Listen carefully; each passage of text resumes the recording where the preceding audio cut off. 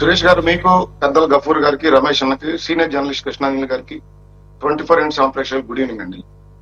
సురేష్ గారు, కేఎన్ఆర్ అనే వ్యక్తిని సంవత్సరం తర్వాత విచారిస్తున్నారు. ఇప్పుడు దాకా ఏం చేసిన సిట్టు ఇంతమంది ఉన్నారు కదా గతం అని గఫూర్ గారు మాట్లాడుతున్నారు.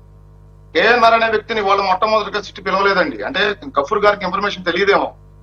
2025 మే 9న విజయవాడ ఆయన సొంత ఇంట్లోనే మొట్టమొదటిసారిగా సిట్టు ఈ లిక్కర్ కేసులో ఆయన విచారించడం జరిగింది. కావాలంటే ఒకసారి గఫూర్ గారు, ఆయన ఒక్క గఫూర్ గారికి కాదు సార్, నాకు కూడా తెలియదు. ఈ రాష్ట్రంలో దాదాపుగా ఎవరికి తెలియదు. మీకు ఏమన్నా తెలిస్తే తెలిసి ఉండొచ్చు, ప్రభుత్వంలో ఉన్నారు కాబట్టి మీకు, లేకపోతే విచారించబడినటువంటి వైసీపీ వాళ్ళకి అరేరే మన కుర్రోడిని మన అమాయకంగా లేకపోతే నంబర్ 1 బుద్ధిమంతుడు మనోడిని తీసుకెళ్లారని మరి మీకు తెలిస్తే మరి కాస్త అప్పటి నుంచి మాకు చెప్పండి, కాస్త ఈ వార్తాపత్రికల ద్వారా మేము కూడా ప్రిపేర్ అవుతాం. కాబట్టి ఒక గఫూర్ గారు అనకండి, నాకు కూడా తెలియదు. కృష్ణాంజలి గారికి తెలుసో లేదు అడుగుదాం. సురేష్ గారు, అంటే ఇప్పుడు ప్రతి ఒక దర్యాప్తు సంస్థ విచారించే ప్రతి అంశం పబ్లిక్ కావాలన్నా అట్ట చెప్పండి అంతేగాని కేఎన్ఆర్ అనేది మీకు తెలియదు మాకు బాగా తెలుసు అంటే అట్ట కుదరదు. అక్కడ చాలా మంది ఎవరికి తెలియదు. చెప్పింది మీరు వినలేదు. నేను గఫూర్ గారికి అంశం తెలియదేమో అంటా ఉన్నా. నేను దానికి ఎగ్జాంపుల్ డేట్ తో సహా చెప్తా ఉన్నా. మీరెందుకు నా మీద పడిపోతా ఉన్నారు? మీకు తెలియదన్నానని. అందుకంటే మాకు తెలియదు కాబట్టి నన్ను కూడా అన్నట్టే. మీరంతా నిద్రపోతున్నారా లేకపోతే మీరేమీ పబ్లిక్ జమానాలో లేదన్నట్టుంది సార్. ఇంతవరకు కరెక్ట్. నేను కాదంట్లా ఏమండి, అందరి పేర్లు చెప్పడాల్సిన అవసరం లేదు, అందరికి తెలియాల్సిన అవసరం లేదు అన్నట్టు బాగుంటది. మాకైతే ఎవరికి తెలిసి చెప్పండి సార్. మీకు ఏమన్నా తెలిస్తే ఆయన గుణగణాల గురించి చెప్పండి, వింటాము, విని తరిస్తాం.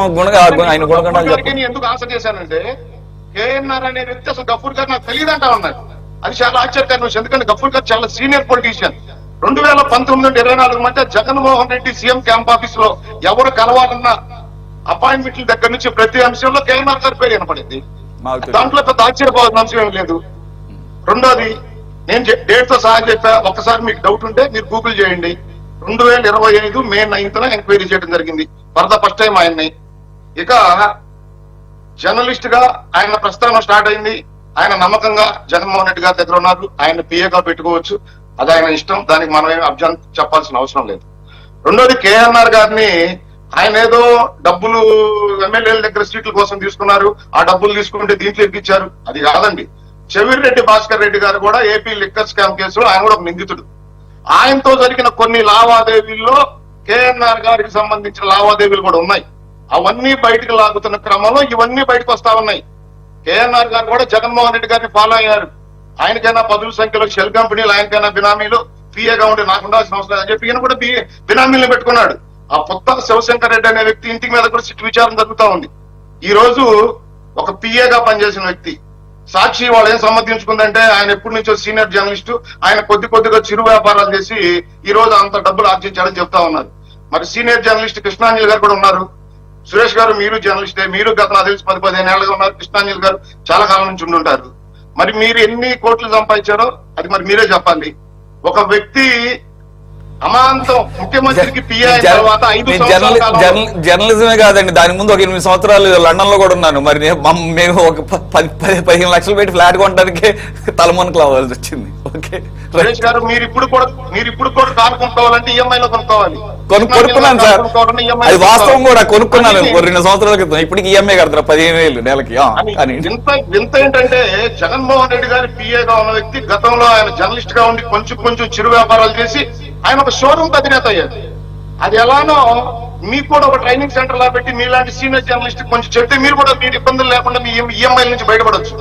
ఆయన కేఎన్ఆర్ గారు, ఆయనకి ఆస్తులు ఎక్కడెక్కడ ఉన్నాయి. 2019 నుండి 24 మధ్య వాళ్ళ భార్య గారి అకౌంట్ లో 20 కోట్ల రూపాయల ట్రాన్సాక్షన్ జరిగినాయి, లావాదేవీలు. అవి మనీ ట్రయల్స్ లో బయటపడటం జరిగింది. కేఎన్ఆర్ గారి కాల్ డేటా తీయడం జరిగింది. ఎవరెవరితో ఆయన మాట్లాడాడు, ఏ సమయాల్లో ఎక్కడెక్కడ ఉన్నాడు. రెండోది, ఈయనకి హైదరాబాద్, బెంగళూరు, విజయవాడ, కడప, తిరుపతిలో లగ్జరీ విల్లాస్.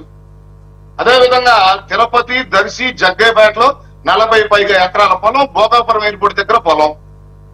ఈ విధంగా ఒక పిఏగా పనిచేసిన వ్యక్తి ఒక సాధారణ జీవితం గడిపి 2019లో జగన్మోహన్ రెడ్డి గారు ముఖ్యమంత్రి అయిన తర్వాత 2024 ఎలక్షన్ అయిపోయే లోపు ఆయన దగ్గర పర్సనల్ వ్యక్తిగా, అంటే ఈ రాష్ట్రంలో ఉన్న వైఎస్ఆర్సీపీ నాయకులందరికీ తెలిసిన అంశమే, వితౌట్ కేఎన్ఆర్ గారు జగన్మోహన్ రెడ్డి గారిని కలిసే పరిస్థితి ఉండదు. అది ప్రతిపక్షంలో ఉన్న మాకు కూడా తెలుసు ఆ విషయం. అది రాష్ట్ర ప్రజలందరూ కూడా తెలిసిన విషయమే. కేఎన్ఆర్ గారు తెలియదంటే దానికి మనం ఏం చేయగలిగిందేం లేదు. ఈ రోజు ఆయన మీద విచారణ జరుగుతా ఉంది. ట్రాన్సాక్షన్స్ బయటపడి చెవిరెడ్డి గారి ద్వారా జరిగిన ట్రాన్సాక్షన్స్ లో తీగలాగితే డొంకంతా బయటపడింది. గతంలో ప్రాథమిక విచారణలో సిట్టు ప్రాథమిక విచారణలో 3,500 కోట్లు మాత్రమే అని ఆ రోజు చెప్పడం జరిగింది. కానీ ఈ రోజు ఇట్లాంటి పిఏలు ఇట్లాంటి బినామీలు ఇంకా బయటకు వస్తే అది ఎన్ని వేల కోట్లకి వెళ్తుందో ఈ స్కామ్. ఇక గఫూర్ గారు చెప్తా ఉన్నారు ఇదేదో ఊరక 70mm లో డ్రామాలు ఆడుతా ఉన్నారు, ఈ డ్రామా రివర్స్ అయి బూమరాంగ్ అవుతుందని. ఇక్కడ కేఎన్ఆర్ గారి మీదో లేదా జగన్మోహన్ రెడ్డి గారి మీద ఇంకొకరి మీద డ్రామాలు ఆడాల్సిన అవసరం కూటమి ప్రభుత్వానికి కానీ లేకపోతే కూటమిలో నాయకులు కానీ అవసరం లేదు. మీ నోటితో మీరే చెప్తా ఉన్నారు వేల కోట్ల రూపాయల లిక్కర్ స్కామ్ జరిగిందని. ఆ లిక్కర్ స్కామ్ లోనే ఒక్కొక్కరు బయటపడతా ఉన్నారు ఎంక్వైరీ జరుగుతున్న క్రమంలో. ఇప్పుడు కేఎన్ఆర్ గారిని ఎంక్వైరీ చేస్తే కేఎన్ఆర్ గారు సహకరిస్తే అసలు వ్యక్తి ఎవరు బయటపడతారు.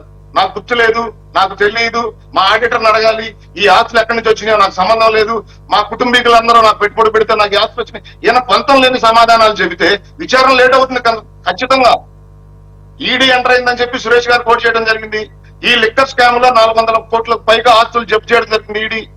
అదేవిధంగా సుప్రీంకోర్టు చేసిన వ్యాఖ్యల్ని సురేష్ గారిని కోట్ చేశారు.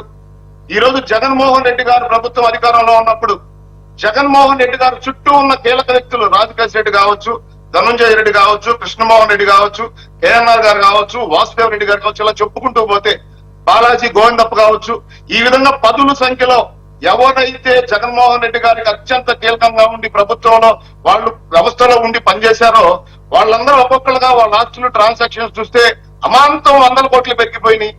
ఆ రోజు ఏదైతే కేఎన్ఆర్ గారు అక్కడుండి ఆంతరంగికుడుగా ఉండి ఎవరు అపాయింట్మెంట్లు చూసిన ఆయన ఈ లిక్కర్ స్కామ్ జరిగిన దాంట్లో వీళ్ళందరికీ ఆయన మధ్యలో మధ్యవర్తిగా ఉండి ఎందుకు ఈయన పర్సెంటేజ్ తీసుకొని ఆ పర్సెంటేజ్ ద్వారా ఇన్ని 100 కోట్లు సంపాదించడం అనుకోకూడదు.